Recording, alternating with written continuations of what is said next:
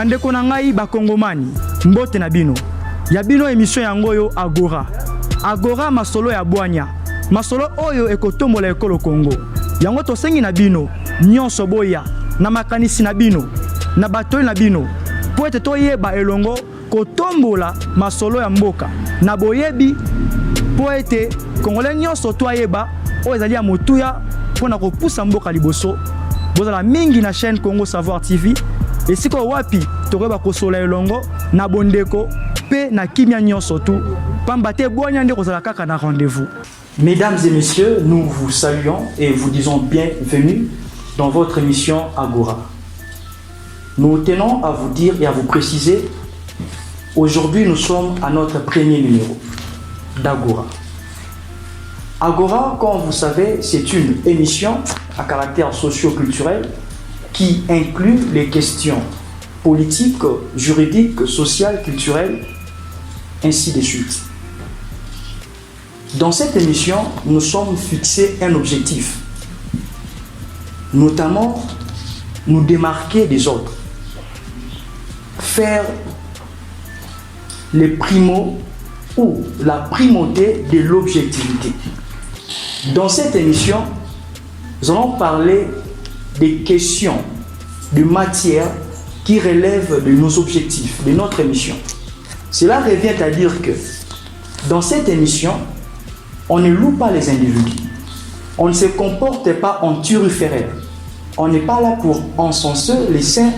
Ainsi dit, nous vous remercions d'avoir pris rendez-vous avec nous dans cette émission Agora. Dans Agora d'aujourd'hui, nous allons parler d'une question aussi délicate. Il s'agit de l'épineuse question de la nationalité congolaise. C'est une question qui fait couler beaucoup d'encre et de salive. Ça déchire même la communauté congolaise. Certains même sont sur le point d'en venir au coup ou d'en arriver au coup de poing. Parce que pour la misusu, quand la question on est à la nationalité congolaise d'origine, il a dit que Zokisa bande comme Mosusu. Mais biso na émission à l'élo, avec un regard impartial et objectif pour éclairer l'opinion publique. Yango to lobeli terme oyo, la nationalité congolaise d'origine, défis et perspectives. Sans plus tarder, nous allons aller dans le vif du sujet. Bandeko na ngai bakongomani, mbote na bino. Ya bino émission yango yo Agora. Agora masolo ya bwanya. Masolo oyo ekotombola ekolo Congo. Yango tosengi na bino, nyonso boya, na makanisi na bino, na batoi na bino. Po ete toyeba elongo kotombola masolo ya mboka. Na boyebi po ete Congolais nyonso toyeba o ezali ya motuya pona kopusa mboka liboso. Bozala mingi na chaîne Congo Savoir TV.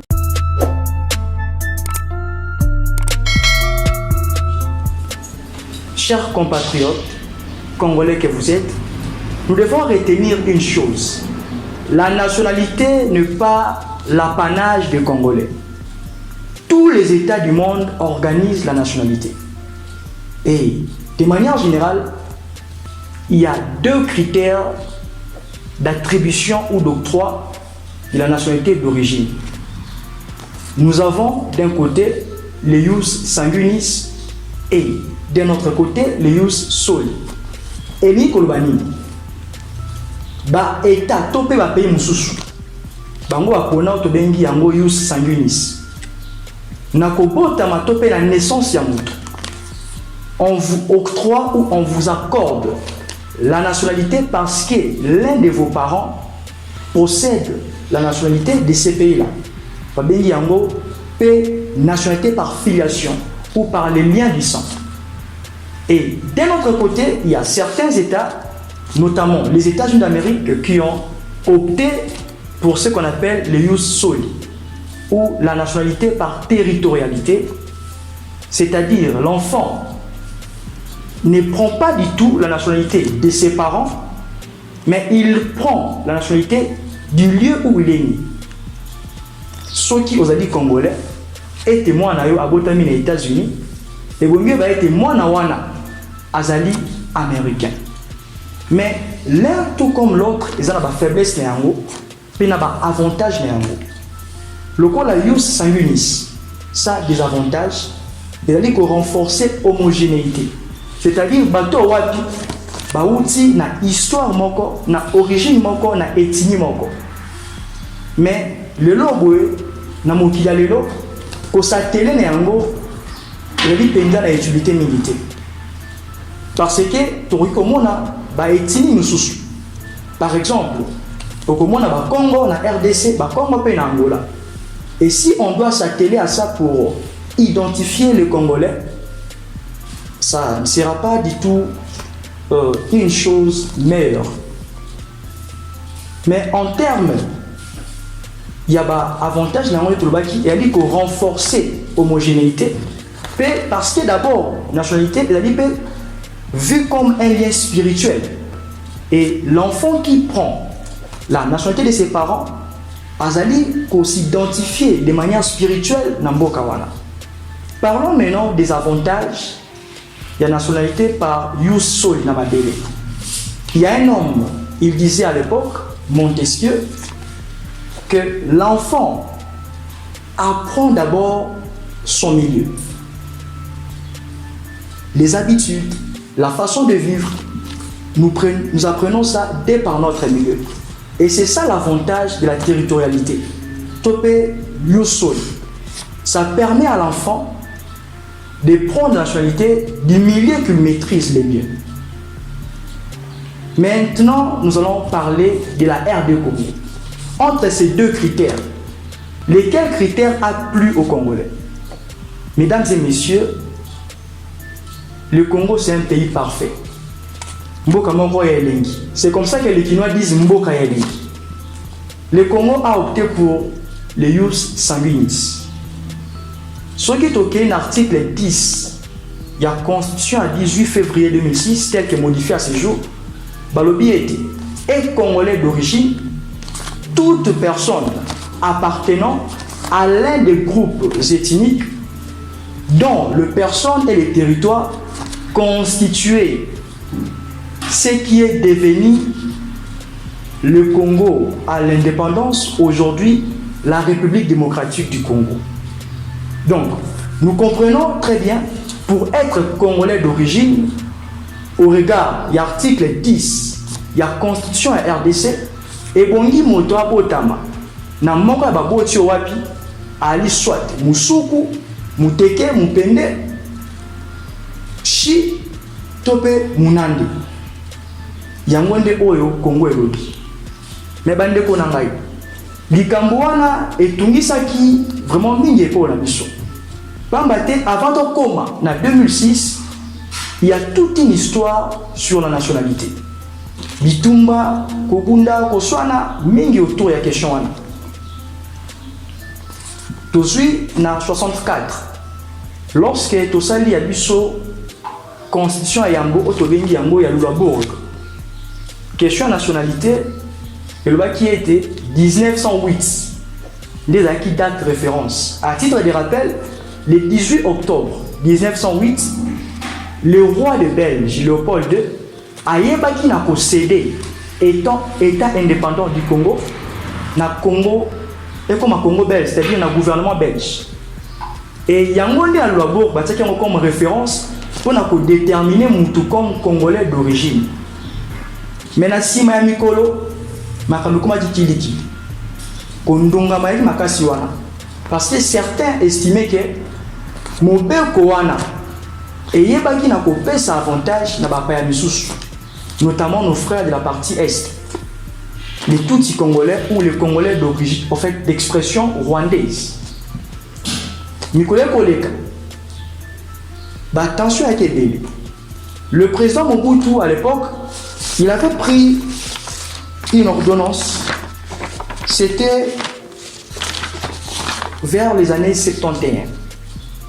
Et cette ordonnance Souana, et Yebaki n'a qu'à reconnaître nos frères Tutsis congolais. Mais ça avait suscité beaucoup de réactions. Certains ont considéré cela comme une acquisition de nationalité. Et d'autres aussi ont même dit que c'était une reconnaissance au regard des termes usités. Mais ça n'avait pas facilité la cohabitation pour nos frères de la partie Est, notamment dans les Nord Kivu.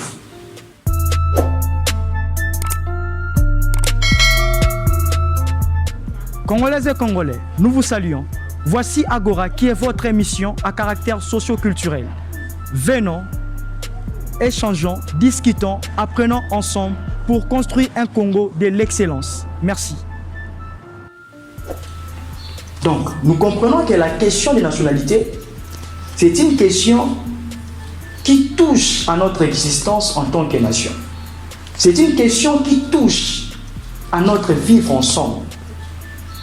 Et il y a eu plusieurs tentatives. Il y a Komeka, Kobongisa Likamboana. Oui, bah, était Naninde Azali Congolais.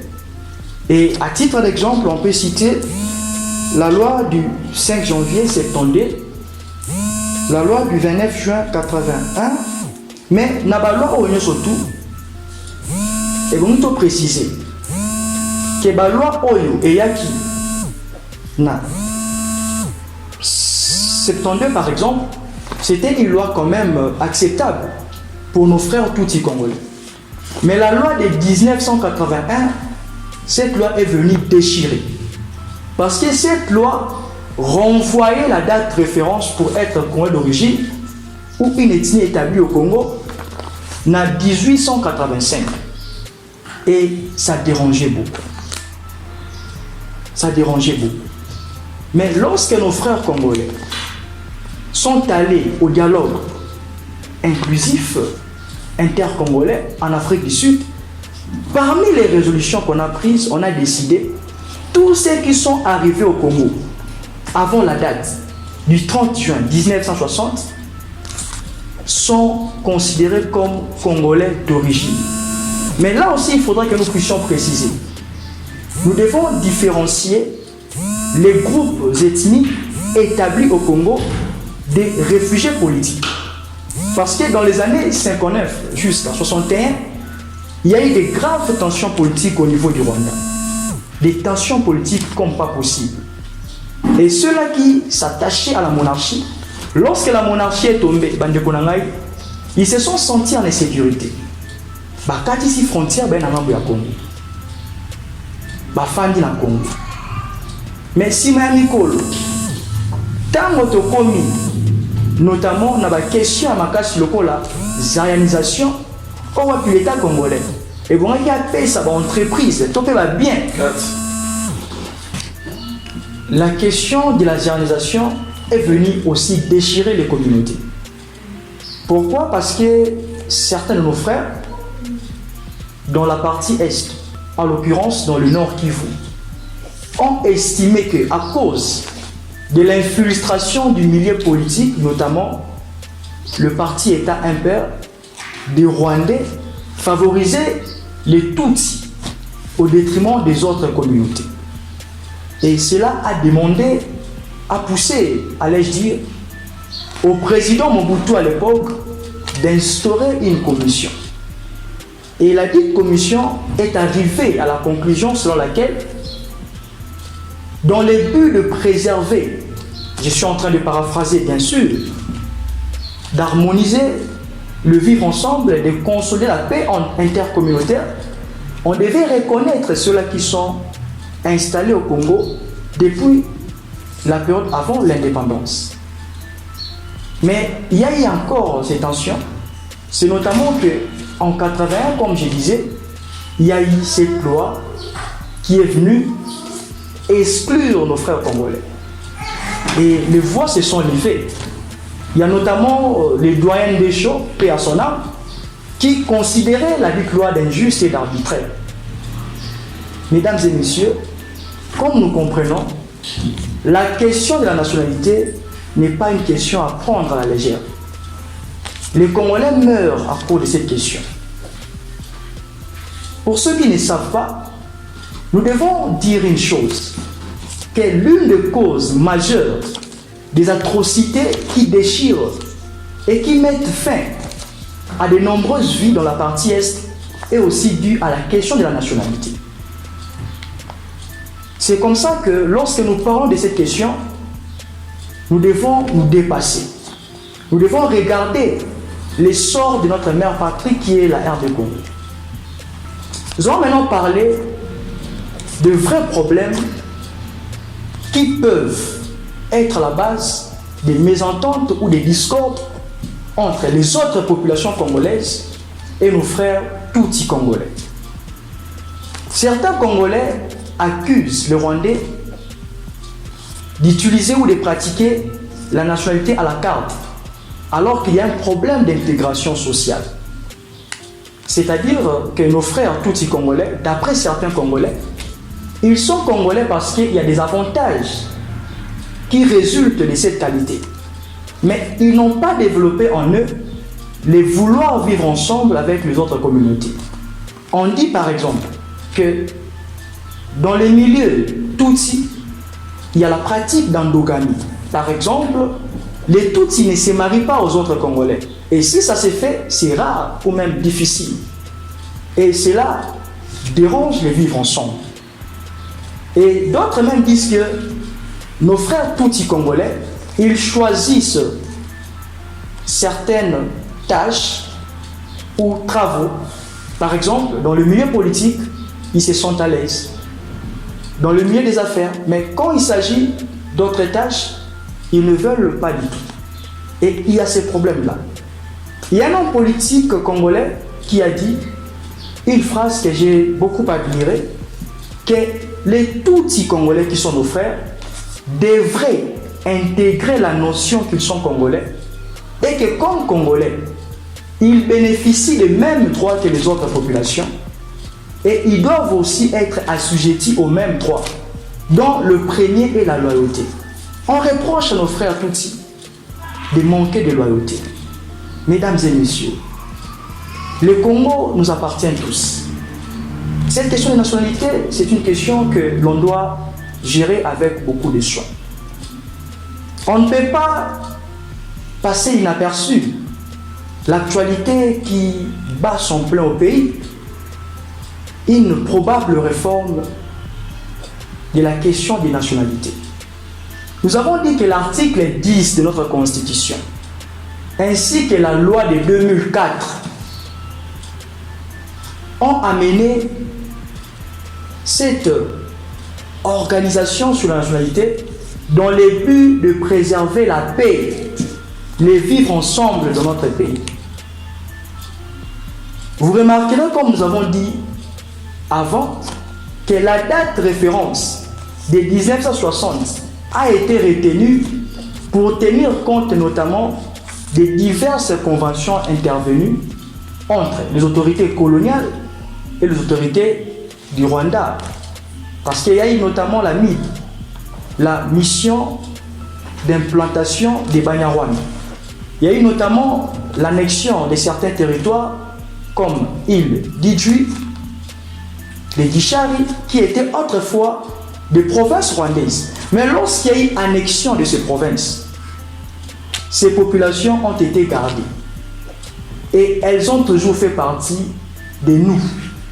Elles ont toujours été là comme les nôtres. Et aujourd'hui, vouloir exclure ces compatriotes revient à créer beaucoup de problèmes.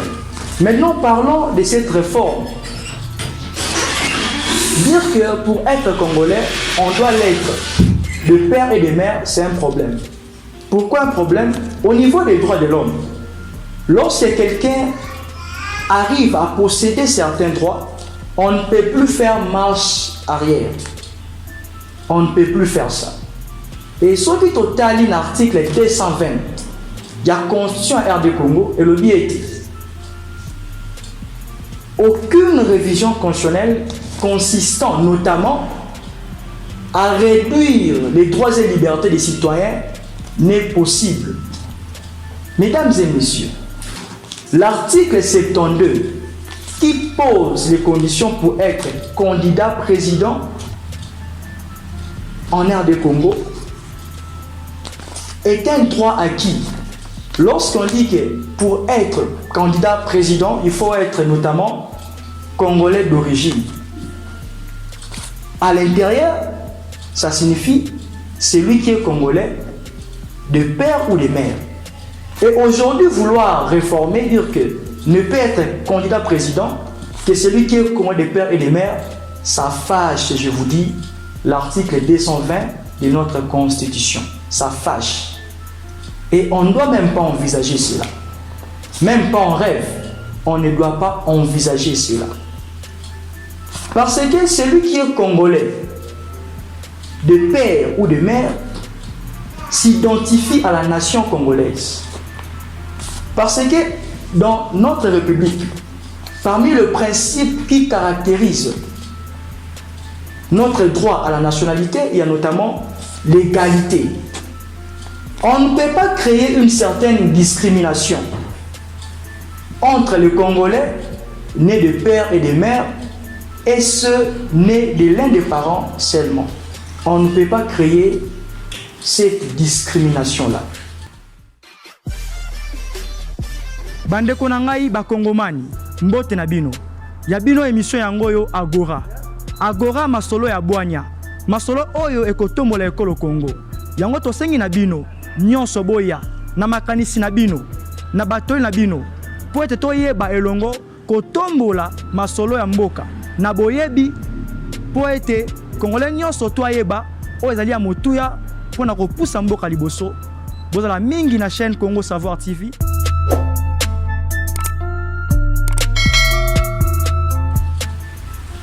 Pour nous, nous pensons, les problèmes sont nombreux et ailleurs à régler. Notamment le problème de loyauté.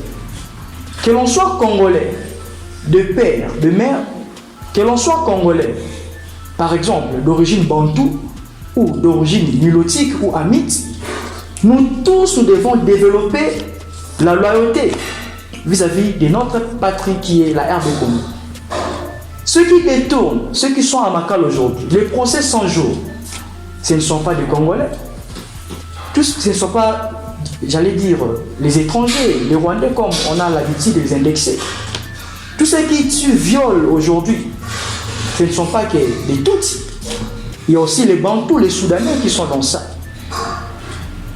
Comme je disais, nous devons développer la loyauté. Aussi, un autre problème, c'est au niveau de notre service d'état civil. Les recensements posent problème. On ne sait même pas combien de Congolais sommes-nous. On ne sait pas. On ne sait pas identifier. Et ce sont des problèmes que l'on doit traiter. Plutôt que de se lancer dans des offenses sur des individus, cela ne va pas aider. Nous devons aussi dire une chose, peut-être que plusieurs ne savent pas, que la loi, dans ses caractères le plus essentiel, la loi doit être impersonnelle et générale. Mais lorsqu'un pays commence à tailler des lois sur mesure, c'est un problème. Lorsqu'un pays commence à prendre des lois sur base des cas isolés, ça devient un problème, et un problème sérieux. Quant à nous, chers compatriotes qui nous suivez en ces moments, s'il y a un problème que l'on doit traiter, c'est le problème des Congolais d'origine par présomption de la loi. C'est un problème qui est sérieux à notre avis.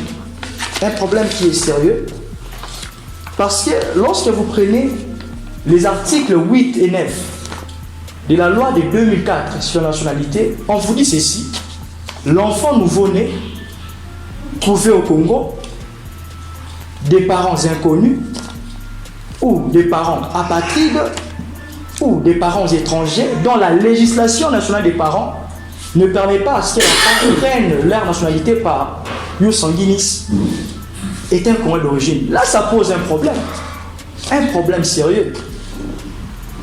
Et on doit penser à ce genre de situation. Parce qu'on pourra se retrouver un jour au Congo, un Chinois, parce qu'il est né au Congo, ses parents sont introuvables, ses parents ne peuvent être identifiés, et un tel monsieur, Congolais d'origine, demain ou après-demain, il pourra se présenter comme Congolais. Ce sont des questions autour de la nationalité sur lesquelles nous devons nous pencher. Mais nous devons aussi dire une chose. Il est important que la question de nationalité puisse être intériorisée par tout Congolais. Au Congo, par exemple, en matière foncière, pour que vous bénéficiez, par exemple, de la concession foncière perpétuelle, vous devez être Congolais, personne physique. Et c'est important. Lorsqu'on ne sait pas encadrer l'attribution ou même la reconnaissance aux étrangers qui se naturalisent, c'est un problème. Parce qu'on verra des individus venir posséder les droits qui sont propres à nous parce que l'appareil étatique ne marche pas. Lorsque nous prenons également la loi de 2011 portant principes fondamentaux relatifs à l'agriculture, la concession agricole ou des terres agricoles est aussi réservée aux seuls Congolais. Mais si nous les Congolais, nous ne savons pas protéger notre droit sacré à la nationalité, nous verrons des étrangers venir aussi prendre ce qui nous revient. Mais aussi comme Congolais, nous devons savoir, être Congolais ne signifie pas que la jouissance est des droits. Mais être Congolais, c'est aussi être prêt à se soumettre aux obligations. On a vu des gens élevés en dignité, mais lorsqu'ils devaient être poursuivis ou soumis à la rigueur de la loi, ils ont brandi d'autres nationalités. Chers compatriotes, vous tous qui nous avez suivis, nous voici arrivés quasiment à la fin de cette émission. Mais vous devez retenir ceci. Premièrement, la nationalité congolaise d'origine telle qu'elle définie et organisée par l'article 10 de notre Constitution et les articles 1er jusqu'à 9 de la loi de 2004 reconnaît Congolais toute personne appartenant à l'un des groupes ethniques établis en RD Congo avant le 30 juin 1960. Cela revient à dire que nos frères Tutsi congolais, ils le sont congolais au même titre qu'un Congolais Muluba, Mupende ou Mongo. Et nous devons aussi, pour éviter les cas de fraude, séparer les Tutsis rwandais et des autres Rwandais qui sont venus notamment comme réfugiés et les autres Rwandais qui entrent au Congo chaque jour à cause de la perméabilité de nos frontières. Ceux qui sont clandestins, ces derniers ne sont pas des Congolais. Mais les premiers qui sont établis au Congo avant les 30 juin 1960, ils sont Congolais. En deuxième lieu, nous avons aussi dit, aujourd'hui vouloir réformer ou révisiter l'article 72 de la Constitution sur les conditions d'éligibilité aux fonctions du président, notamment être Congolais des pères et des mères, ça heurte l'article 220 de notre Constitution qui est une disposition intangible. Nous avons dit ceci. Celui Congolais de l'un des parents a acquis ses droits de postuler aux fonctions présidentielles. Aujourd'hui, vouloir l'exclure de cette catégorie, c'est une violation des droits de l'homme et que l'on ne peut pas envisager. Parce que, en termes de nationalité, on n'est pas Congolais à 50% et 50% de notre nationalité.